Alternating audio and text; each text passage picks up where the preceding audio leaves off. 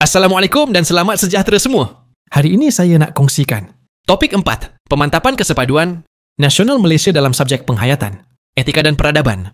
Topik ini sangat penting sebab kita akan bincang macam mana nak kukuhkan perpaduan dalam masyarakat berbilang kaum di Malaysia. Topik ini juga selari dengan semangat Universiti Watan kita. Nak pupuk jati diri dan semangat kenegaraan. Jom kita mulakan. Berikut merupakan ahli-ahli kumpulan 4. Baiklah, tanpa melengahkan masa, mari kita mulakan dengan pengenalan kepada konsep kesepaduan nasional. Baiklah, seperti yang kita tahu, Malaysia ni sebuah negara yang majmuk. Kita hidup bersama dalam masyarakat yang terdiri daripada pelbagai kaum, agama dan budaya. Sebenarnya, kepelbagaian ni adalah satu keunikan dan kekuatan untuk negara kita. Tapi kalau tak diurus dengan baik, ia juga boleh jadi punca perpecahan. Sebab tu penting untuk kita faham konsep unity in diversity. Maksudnya bersatu walaupun kita berbeza kaum, agama dan budaya. Seterusnya adalah kenapa kesepaduan ni penting? Kesepaduan nasional ni penting sebab ia jamin keamanan dalam negara. Bila rakyat bersatu, hidup pun akan jadi aman dan tenteram. Selain itu, perpaduan juga bantu kekalkan kestabilan politik dan ekonomi negara Malaysia. Sebab kalau negara stabil, pelabur pun yakin nak datang dan ekonomi negara kita pun akan berkembang. Kesepaduan jugalah yang membentuk masyarakat yang harmoni di mana semua kaum boleh hidup bersama dalam suasana saling memahami dan hormat menghormati. Yang paling penting, ia dapat elakkan konflik dan perpecahan yang boleh jejaskan keharmonian negara. Baiklah, seperti yang kita ketahui, pemantapan kesepaduan nasional merupakan perkara yang paling diidamkan dalam sesebuah negara kerana dengan pemantapan kesepaduan inilah dapat meningkatkan, memajukan serta dapat membina sebuah negara yang aman dan harmoni. Akan tetapi, untuk mencapai kesepaduan nasional ini bukanlah mudah kerana di dalam sesebuah negara tersebut terdapat banyak halangan dan cabaran. Tetapi, ianya tidak mustahil sekiranya semua rakyat memberi sokongan yang padu dalam proses untuk mencapai perkara tersebut. Lantaran itu, penulisan ini dibuat untuk mengkaji bagaimana untuk mencapai pemantapan kesepaduan nasional tersebut. Objektif topik ini ialah memahami 3 proses kesepaduan nasional, iaitu perpaduan, kesepaduan dan penyatupaduan. Objektif kedua pula ialah mengenal pasti bentuk serta peringkatnya. Apabila objektif ini berjaya dicapai, maka sesebuah negara itu telah berjaya mencapai pemantapan kesepaduan nasional. Terdapat 3 proses pemantapan nasional. Yang pertama adalah perpaduan. Perpaduan merujuk kepada matlamat utama dalam usaha membina negara bangsa yang bersatu padu. Ia adalah keadaan di mana rakyat pelbagai kaum, agama dan budaya hidup bersama dalam suasana harmoni, saling menghormati dan bekerjasama demi kepentingan negara. Yang kedua, kesepaduan. Kesepaduan adalah tahap yang dicapai dalam proses pembentukan perpaduan. Ia menggambarkan sejauh mana rakyat dapat hidup bersama, berinteraksi secara positif dan mengamalkan nilai-nilai kebersamaan dalam kehidupan seharian. Dan yang terakhir, penyatupaduan. Penyatupaduan pula merujuk kepada proses yang dilakukan ke arah mencapai perpaduan. Ia merangkumi segala usaha dan inisiatif seperti dasar kerajaan, program sosial, pendidikan dan kempen kesedaran yang bertujuan menyatukan rakyat dari pelbagai latar belakang. Contohnya, bila kita saling menghormati, bekerjasama walaupun berbeza latar belakang, atau bila kita tolong-menolong tanpa mengira kaum, itulah dia perpaduan yang hidup dalam masyarakat kita. Jadi, walaupun perpaduan itu abstrak, ia tetap penting dan menjadi matlamat yang semua kita dambakan dalam kehidupan seharian. Seterusnya adalah detik perpaduan versus detik perbezaan. Wah, dengar tajuk pun dah menarik, kan? Sebenarnya, dalam kehidupan seharian kita, kita selalu je jumpa 2 jenis detik ni. Kadang-kadang kita bersatu, kadang-kadang kita berbeza. Tapi yang penting, kita kena raikan kedua-duanya dengan hati terbuka. Contohnya, cuba ingat balik masa kita pergi ke pasar. Semua kaum ada. Bila kita tengok orang kahwin, semua jiran tolong walau berbeza bangsa. Masa tengok bola, semua bersorak sama-sama. Dan bila ada bencana, ramai yang hulur tangan. tanpa kira latar belakang. Seronok kan tengok macam tu? Itulah yang dinamakan detik perpaduan, saat di mana kita lupa perbezaan dan kita raikan persamaan. Jadi dalam setiap aktiviti, makan melancong, tengok wayang, ada peluang untuk kita bina jambatan kasih sayang. Akhir kata, jom kita hargai setiap detik yang menghubungkan kita, tak kira siapa kita, sebab perpaduan itu kekuatan negara.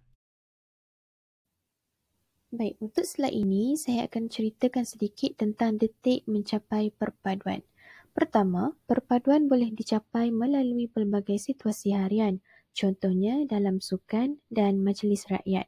Kita dapat lihat rakyat Malaysia saling menyokong tanpa mengira bangsa dan agama.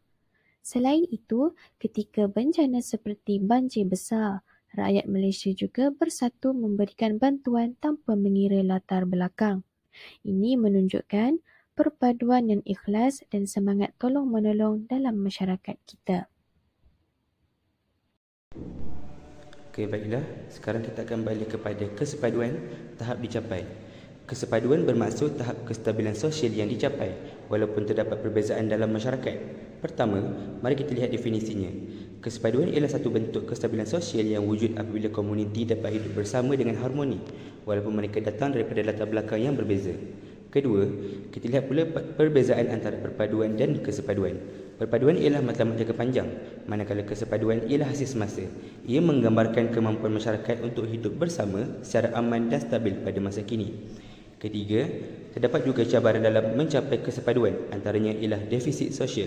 Ini termasuklah kurangnya kepercayaan antara kaum atau kelompok yang boleh mengancam keharmonian sosial. Seterusnya, kesepaduan sosial politik di Malaysia dapat dilihat melalui beberapa aspek penting seperti peralihan kuasa semasa PRU ke-14 yang berlaku secara aman walaupun kerajaan bertukar. Ianya menunjukkan kematangan demokrasi rakyat. Kerjasama politik antara UMNO dan PAS melalui Muafakat Nasional pula menjadi contoh kesepaduan untuk kestabilan politik. Selain itu, rakyat pelbagai kaum bebas membuat pilihan dalam pilihan raya tanpa rusuhan, membuktikan wujudnya keharmonian dan kebebasan dalam sistem demokrasi negara. Kesimpulannya, politik bukan semata-mata tentang kuasa, tetapi tentang perpaduan dan keharmonian. Apabila rakyat dan pemimpin bekerjasama, barulah negara kita boleh terus maju dan aman. Seterusnya, kesepaduan sosial, bahasa dan etnik. Yang pertama, bahasa Melayu sebagai bahasa penyatu. Bahasa Melayu memainkan peranan penting dalam menyatukan masyarakat pelbagai kaum di Malaysia. Ianya digunakan secara rasmi dalam pentadbiran, pendidikan dan media. Ianya juga digunakan dalam urusan harian dan sosial antara kaum. Ianya mewujudkan kefahaman bersama. Yang kedua adalah bahasa Melayu sebagai bahasa perpaduan. Bahasa Melayu menjadi medium komunikasi yang memudahkan interaksi antara etnik. Ianya membantu mengurangkan salah faham dan membina kepercayaan antara satu sama lain di antara kaum. Penggunaan meluas bahasa Melayu menunjukkan rasa hormat dan penerimaan terhadap budaya kebangsaan. Yang ketiga adalah hubungan etnik harmoni. Di negeri seperti Terengganu dan Kelantan, masyarakat Melayu dan Cina telah lama hidup bersama secara aman. Mereka berkongsi budaya, bahasa tempatan dan nilai-nilai setempat. Bukti bahawa perpaduan etnik boleh dicapai melalui saling hormat dan toleransi. Yang keempat adalah kepentingan bahasa dalam kehidupan bermasyarakat. Bahasa bukan sekadar alat komunikasi, ianya adalah lambang identiti sebuah negara. Ianya mencerminkan budaya, sejarah dan cara hidup masyarakat. Menggunakan satu bahasa bersama iaitu bahasa Melayu akan menimbulkan rasa kebersamaan dan bangga sebagai rakyat Malaysia. Jadi kesimpulannya adalah kesepaduan sosial dapat dicapai melalui penggunaan satu bahasa yang menyatukan. Bahasa Melayu wajar terus diperkukuh peranannya sebagai bahasa perpaduan negara. Keharmonian kaum boleh dicapai dengan semangat saling hormat, komunikasi yang baik dan sikap yang terbuka. Seterusnya, kesepaduan sosial melalui aspek agama di Malaysia. Malaysia merupakan sebuah negara yang unik kerana mengiktiraf kepelbagaian agama dalam kalangan rakyatnya. Walaupun Islam merupakan agama rasmi persekutuan, agama-agama lain seperti Kristian, Buddha, Hindu dan lain-lain bebas diamalkan tanpa halangan. Hal ini menunjukkan adanya kebebasan beragama yang dijamin oleh perlembagaan. Kita juga dapat melihat semangat hormat dan toleransi dalam kalangan rakyat apabila semua kaum turut serta meraihkan perayaan seperti Tiap Pusam, Christmas dan Tahun Baru Cina secara bersama. Ini membuktikan bahawa rakyat Malaysia boleh hidup dalam suasana aman walaupun berlainan pegangan. Namun begitu, cabaran tetap wujud apabila isu-isu sensitif berkaitan agama dibangkitkan oleh pihak tidak bertanggungjawab. Oleh itu, kita perlu sentiasa berwaspada dan bijak menangani perbezaan agar keharmonian dan kesepaduan sosial terus dikekalkan demi masa depan negara. Okey, seterusnya penyatupaduan. Proses yang diusahakan yang pertama adalah proses sosial. Penyatupaduan ialah usaha ke arah integrasi. Ia perlukan masa dan proses sosial yang berterusan. Yang kedua adalah hubungan sosial rentas etnik. Pergaulan dalam sekolah, tempat kerja, universiti, semua ini bentuk hubungan sosial yang bantu menyatupadukan. Dan yang ketiga adalah tahap keetnikan dan batas sosial. Kadang-kala wujud batas etnik dalam pergaulan. Kita perlu galakkan interaksi merentas kaum.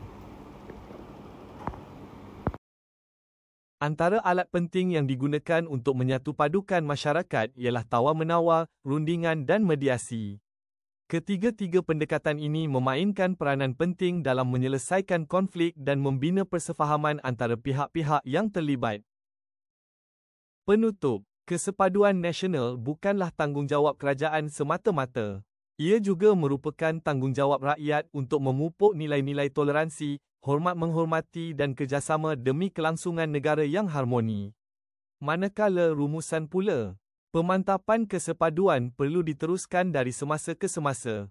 Tanpa perpaduan, negara akan mudah terjerumus ke kancah perpecahan yang boleh menggugat kestabilan dan kemajuan bersama.